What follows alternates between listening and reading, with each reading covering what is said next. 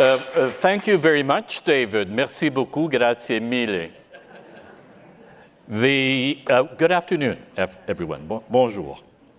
It's a privilege, honor, and pleasure to be part of such a wonderful event here in Camden.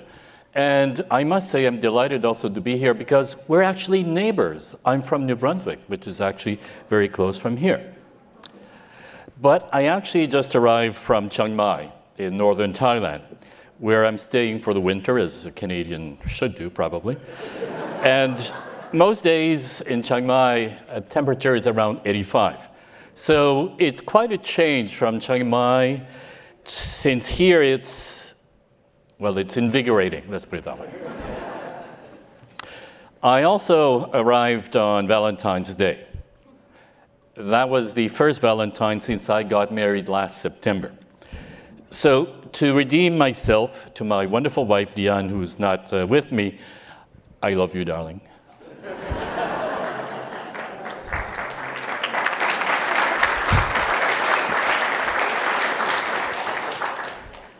It was the best of times. It was the worst of times. These opening words from A Tale of Two Cities summarize also some of the contradictory and even conflicting stories of what is now India. On the one hand, there is much to be proud of. Significant economic, scientific, and other strides that it has achieved. And this is the story of India rising. And now let's do the numbers, as someone famous has famously said. India, the world's largest democracy, now the most populous nation on earth, a nuclear power which has also made history last August by being one of only 4 countries to successfully land a spacecraft on the moon. India, perhaps also economically finding its rightful place. For much of its history, what we call India was amongst the richest regions in the world until the arrival of the British around that time, which forced economic policies that led to the ending of many native industries and crops. And maybe we could say there's a certain poetic justice, since we've heard that the size of the Indian GDP has already become larger than the GDP of its former colonial ruler, the United Kingdom. It is now the 5th largest economy in the world. And so, in a way, as a famous, or I guess I should say infamous American political personality says, it's huge.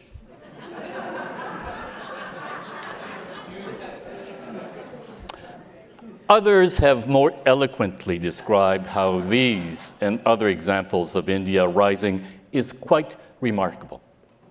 So it seems like the best of times, doesn't it? But there is a darker, disturbing, and even dangerous side to the story of today's India. It is the worst of times for the millions who are left behind, excluded, and especially targeted for hate, WhatsApp lynchings, and even, and I use the words not lightly, pogroms, calls to genocide. And usually Muslim and other religious minorities are targeted, and then sometimes also Dalits and Adivasis. So what we're seeing, the dark side of the story of India, is also a story of extreme nationalism, of populism and religion twisted and instrumentalized, and which can take and takes abusive and even repressive forms and leads, in some cases, to abuses and atrocities. I mentioned India was now ranked 5th globally in terms of the size of its economy. It also ranks 5th in the world for the risk of new mass killings. These new risks of mass killings refer to killings of mainly Muslim and other minorities because of calls to attack them, destroy their homes or businesses, and even, as I said earlier, to commit genocide. These calls usually come under the flag of Hindutva, of a dogma that India belongs to Hindus and Hindus only. And it must be under the control of Hindus and reflect the majority's religion and culture. It is extreme religious nationalism, which in its narratives excludes the others, meaning non-Hindu minorities, as in some cases as being foreign, unhealthy, dangerous, disloyal, and that they must be removed, even violently, in narratives that propel hate speech and which has been exploding in scale in recent years. And this hate speech is not neutral or spread equally. It's not an equal opportunity or an equal employer. It overwhelmingly targets the Muslim minority, but also Christians and other mainly religious and ethnic minorities. And the vitriol of what is occurring is shocking in its scale and horrific in its brutality and dehumanizing of other human beings. This is absolutely clear in the rise of hate speech and the incitement to violence to remove these others, these alien elements. And a significant, even astonishing proportion of this comes from high-level political leadership of the current government led by Prime Minister Narendra Modi.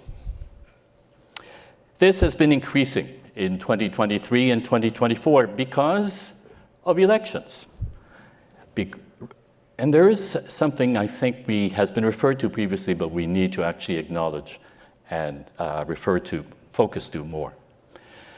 There is a situation of scapegoating of minorities, of portraying them as a threat to the nation, in the sense a threat to the Hindu community, and it is a weaponizing of fear, hostility, and prejudice for electoral gains.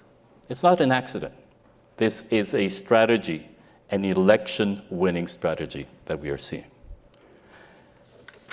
And unfortunately, almost exactly 100 years ago, before the Second World War, we saw another rising economic and military power where politicians instrumentalized for electoral success the need to return to the real people, the real deserving people, their rightful place, and correct the injustices or the perceived injustices of the past. And mainly doing this by scapegoating minorities in the name of national unity for the real people, the more deserving national community. And they did this in part by destroying religious buildings of the minority, boycotting or destroying their homes or businesses, calling for their removal. That did not end well, leading to some of the darkest moments of recent human history.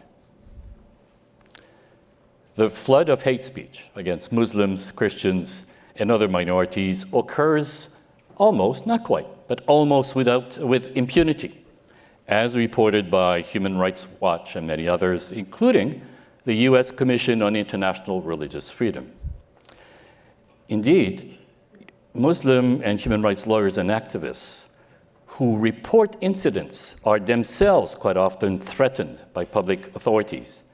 And instead of being protected as victims and human rights defenders, in fact, quite often they are persecuted and even prosecuted. Shutting down voices of dissent or opposition has also been growing exponentially, with freedom of the press in India among the most restricted in the world. There has, in the last 10 years, been a steady and alarming erosion of fundamental human rights, particularly for minorities and Muslim and religious minorities, leading the U.S. Commission on International Relations, on International Freedom, to describe India as one of the world's 17 worst countries, what it describes as countries of particular concern, meaning that they engage in or tolerate systematic, egregious, I have problems with that word, and ongoing violations of religious freedom that are particularly severe. It also turns out, and not many people remember this or know this, it turns out that the current Prime Minister, Modi, is the only person who has ever been banned from entering the United States for almost 10 years because of severe violations of religious freedom. And this ban was linked to riots and a massacre, which occurred when he was the chief minister of the state of Gujarat in 2002, when more than 1,000 people were killed, almost all of them Muslims. To say, well, let's be honest, to say that India is a democracy is kind of awkward when you see these numbers. When we see also the company it keeps and how it is increasingly amongst the world's worst human rights offenders in many metrics. As the then UN Special Rapporteur on Minority Issues testified last September before the US Commission on International Religious Freedom, and I quote myself, I've always wanted to do that. India risks becoming one of the world's main generators of instability, atrocities, and violence because of the massive scale and gravity of the violations and abuses targeting mainly religious and other minorities, such as Muslims, Christians, Sikhs, and others. It is not just individual or local. It is systematic and a reflection of religious nationalism.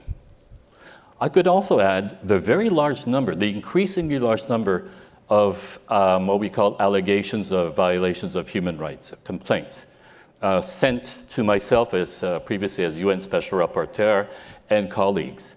The significantly large number and increasingly large number of these allegations of serious violations of human rights coming from India. The statistics are actually very clear. Most of these involve minorities. In terms of freedom of religion and discrimination on the ground of religion, you have surprising, perhaps even shocking, prohibitions and restrictions which clearly violate fundamental human rights, including, and I'm not going to read all of that slide, but you have anti-conversion laws, which in practice are applied only as a one-way street. You are prohibited to convert people to Islam or Christianity, but of course, converting anyone to Hinduism in practice is completely acceptable. Interfaith marriages may need permission of authorities in some parts of India. And in practice, these are used to stop Hindu women and girls from marrying outside the majority religion. Now, some of you will have heard there's even a conspiracy theory called love jihad, which accuses Muslim men of enticing, wooing Hindu women to force them to convert. And by the way, this is serious. It actually, in some cases, lead to Muslim men being lynched. 20 out of 29 states, Indian states, I believe, or around that number, prohibit cow slaughter, which can, in some cases, lead to a minimum 10 years in jail or even maximum life term. You actually also, by the way, have cow vigilantes or protectors in some parts of India, where accused Muslims, Christians, or other religious minorities, if they're accused or suspected of mistreating cows, of perhaps stealing cows in order to slaughter them later on, this also can lead to public lynchings. And there are a significant number of those actually happening even right now.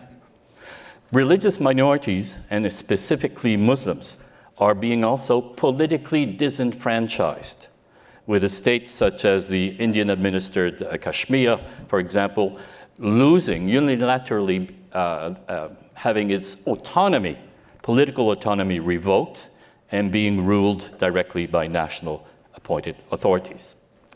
The list goes on and on. It is in fact astounding in terms of degree and extent of the areas that it covers. There are grave abuses and atrocities now widely reported, including extrajudicial killings, arbitrary arrest and detention, torture, hate crimes, advocacy of religious hatred amounting to incitement to violence, and even calls to genocide, to an extent, let's be honest, seldom seen really in other parts of the world. And there is even a Jewish minority in Manipur in the northeast India. And there are Jewish minorities in India, for those who may not know. But this Jewish minority in Manipur had at one point recently sided with a Christian minority, the Kuki, and there were riots for various reasons I can't get into, and two of their synagogues have been attacked and a number of people killed by, once again, a violent Hindu Meitei mob in this particular case. Someone during the conference at one point suggested that Indian-administered Kashmir was now peaceful. Only if you ignore the degree of repression, threats, and abuse, such as torture, killings, and denying basic political and human rights. Government authorities in Kashmir have resorted to reprisals, in a sense, as collective punishment against minorities and dissenters' opposition. Last year, 2023, there were documented reports of 20 extrajudicial killings of Muslims by security forces, not including those killed by paramilitary forces, by the way. 27 instances of known custodial torture and thousands of arbitrary arrests and detention. That's just last year. And this, as I said, does not take into account the actions of paramilitary Hindu extremist groups that act across the country and continue to harass, intimidate, assault, and even murder religious minorities, particularly Muslims, with relative impunity. Very few of these are actually prosecuted. Even civil society organizations, NGOs, are, it seems, considered to be enemies of the state. Oh, and by the way, when it comes to enemies of the state, well, you have to be careful. Almost anyone can be an enemy of the state. No one is safe, and we heard about this earlier in the case of attempted assassinations, even on American soil and in Canada. And in fact, recently reports that this is happening, may be happening in the United Kingdom. There is a hit list that has of opponents of the government of India that have been found apparently in the UK. Famous writers are also threatened, as in the case here of Arundhati Roy, who is now facing a criminal complaint, I think, of sedition for comments she made in relation to Kashmir. It was the best of times, it was the worst of times. For minorities and human rights, it's clearly the latter. So what is India? Is it really a secular state? Is it really a democracy? Is it really a democracy if millions may be denied citizenship, mainly on the basis of their religion or ethnicity? Where the legal and judicial systems seem to have been captured by the executive government. And when no longer individuals, the institutions of the state, legal and judicial, they do not seem longer to be able to protect you if you belong to a despised religious minority, or are a journalist, or a human rights defender just doing your job. The drift away from democratic values and global human rights rules seems clear, since the current national government does not hide its religious fundamentalist nature, preferences, and yes, even prejudices. And this was clearly obvious just a few days ago. Last month, on the 22nd of January, when Prime Minister Modi led a religious ceremony to consecrate, as you know, the grand temple to the Hindu god Lord Ram, on a site believed to be his birthplace, but only after the destruction of a mosque that had been there for almost 500 years. It was torn down by hardline Hindu crowds in the early 1990s. And all of that, in a sense, and there were quite a large number of people who were killed after in the early 1990s around those events. I think even around 2,000 people were killed around this site, this area. Most of them, well, you won't get a prize for guessing, but most of those who were killed were in fact Muslims. And all of this, in a way, has just been sanctioned by the Indian Supreme Court in a controversial judgment just a few years ago in 2019. Here's something which is also perhaps not surprising. Other mosques, perhaps even increasingly, it seems increasingly, are being destroyed right now, with indications that local authorities appear to believe that they have a green light to proceed, even if they don't have clear justification. But many of them seem to believe that they have a green light from the highest political and judicial levels. In one case, just recently, this involved the bulldozing of a madrasa, a centuries-old mosque, a Sufi shrine, and the demolishing also of Muslim graves by authorities in Delhi for illegal encroachment, which in fact was never clearly proven. And I must say that it seems clear that it is clear that the rule of law may not always be upheld even by the country's Supreme Court.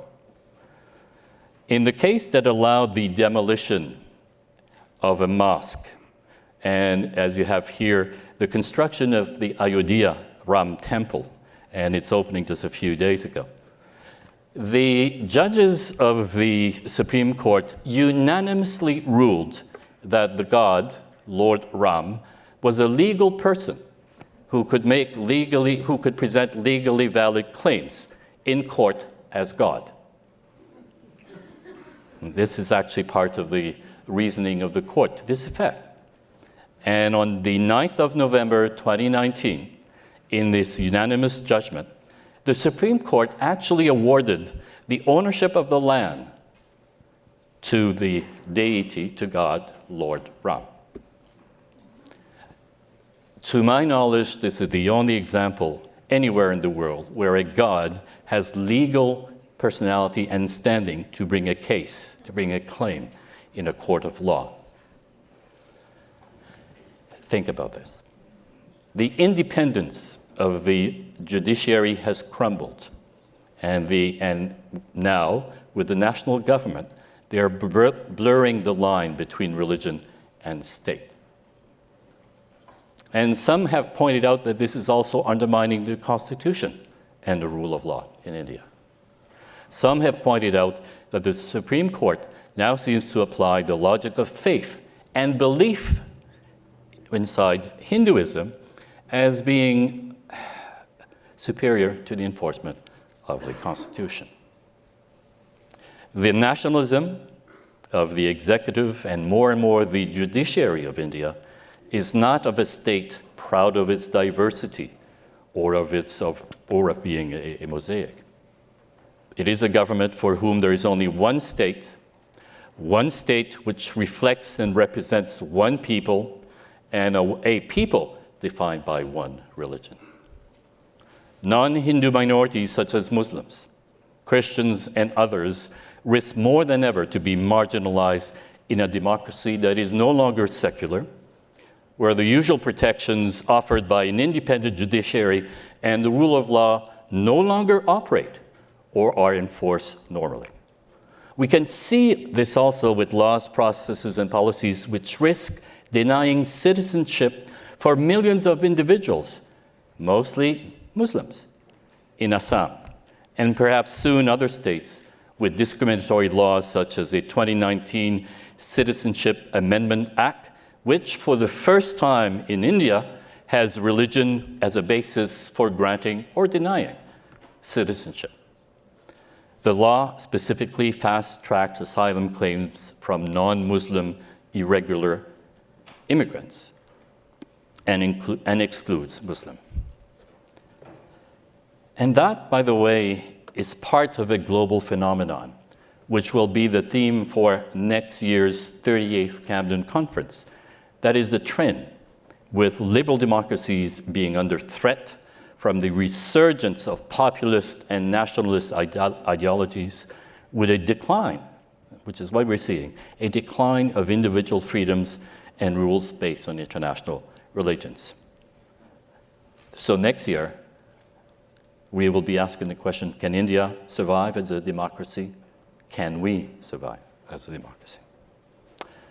But on the other hand, and in closing, for hundreds of years, India and Hinduism have been, and I hope remain, premised on peaceful coexistence with other religions.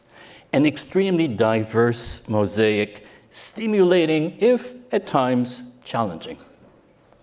But we are now seeing an instrumentalization of fear and religious differences for political purposes, an extreme form of exclusionary, intolerant, and prejudiced religious ideology, and populism that is part of a regressive global trend towards authoritarian, extreme nationalism, which tramples too easily the normal guarantees of equality, justice, and respect to the rule of law in a state. This is not the India. This is not the democracy any of us wish for, nor is it the best it can and must be. So let me end by returning to the beginning and completing the quote from Charles Dickens. It was the best of times, it was the worst of times. It was the age of wisdom, it was the age of foolishness. It was the epoch of belief, it was the epoch of incredulity. It was a season of light, it was a season of darkness. It was the spring of hope, it was the winter of despair. For minorities in India, it is clearly the season of darkness and the winter of despair when it comes to democracy, human rights, and the rule of law. Thank you.